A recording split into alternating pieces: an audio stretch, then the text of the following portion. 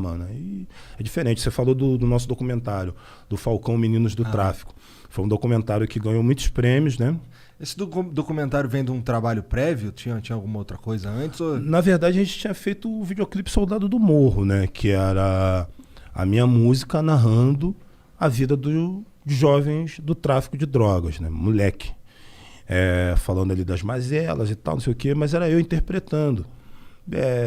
E aí, cara, na época que a gente estava gravando o clipe, quando a gente parava de gravar, na hora que dava o intervalo, né?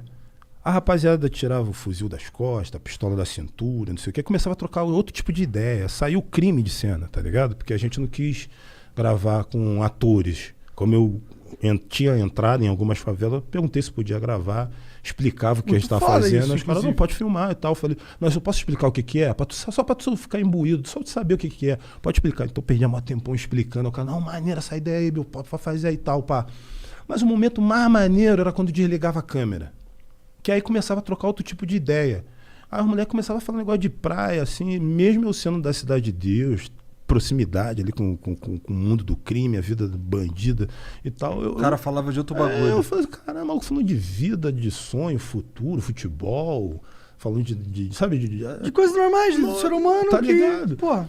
Aí, porra, eu e Celso tivemos essa sacada, né, mano? E um próprio maluco de lá também falou, cara, tu tinha que fazer um documentário. Um cara de uma das favelas, um bandido de uma das favelas, falou, cara, vocês tinham que fazer um documentário que mostrasse o que esses moleques estão falando, irmão. Esses moleques têm muita coisa pra falar. Pô, eu e Celso pensamos, caralho, quando a gente viu um jovem do tráfico falando? Nunca, mano. Sempre tem alguma autoridade que fala por ele e ele não tem voz. Vamos ver qual que é a voz desse moleque. Aí começamos. Começamos pelo Rio de Janeiro, aproveitava, pô, quando a gente ia fazer show em algum lugar fora do Rio, usava o próprio dinheiro da passagem, ficava mais 2, 3 dias no hotel, na cidade, para poder ir nos lugares, fazia os contatos na hora. Às vezes era a mesma pessoa do rap que nos botava na conexão do crime local e, tipo...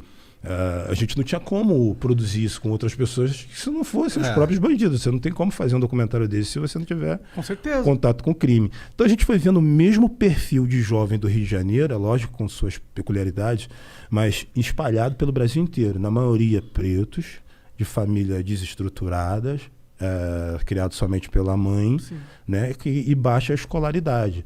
Não é uma justificativa, porque tem vários jovens nesse mesmo perfil que não entraram para o crime, mas nesse caso a maioria era assim. Então a gente foi filmando, coletando muitas imagens, e quando a gente foi ver, a gente estava com muitas horas de gravações, só que a gente tinha muitas mortes, de gente que tinha dado, de garotos que tinham dado entrevistas grandes pra gente, e depois a gente tinha um enterro deles gravado. Caralho. Porque assim, tipo, o grau de confiabilidade da família com a gente era tão grande de acreditar que aquilo de fato ia mudar alguma coisa no Brasil, que às vezes a gente chegava no Rio de Janeiro, alguma pessoa ligava pra gente, ó, Bill, Celso, ó, meu filho que vocês entrevistaram ontem morreu.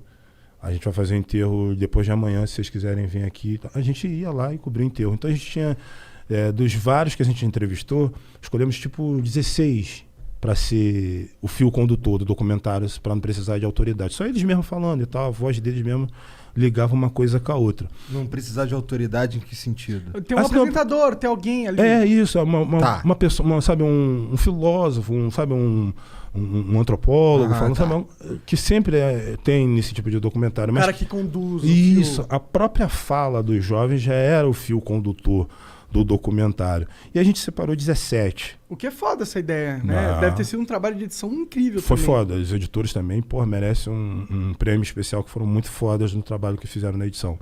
E aí a gente tinha 17 jovens que a gente escolheu para serem os personagens que tinham mais histórias para contar. Em 2 anos, 16 desses 17 morreram. Caralho! Só ficou um que tinha o sonho de ser palhaço, né? E o que salvou ele, na verdade, foi o cárcere, né?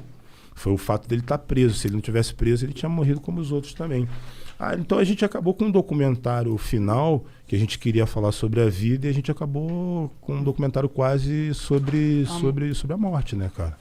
Bagulho sinistro. A gente passou em vários lugares, né?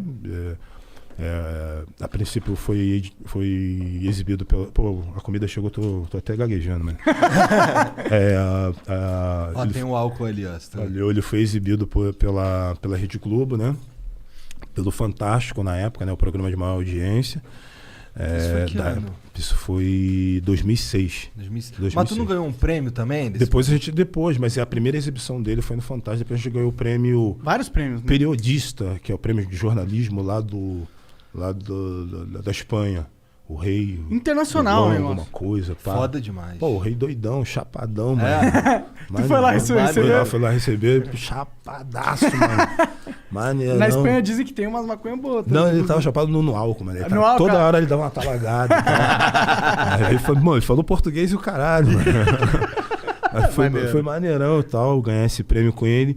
Mas é um documentário que, apesar de ter sido premiado, ele também traz muitas frustrações, tá ligado? Por quê? Porque ele conta uma realidade que não muda, mano. Na época ele fez uma comoção nacional, fez uma porrada de gente discutir sobre o assunto, tá ligado? Falar pra caralho sobre isso e tal.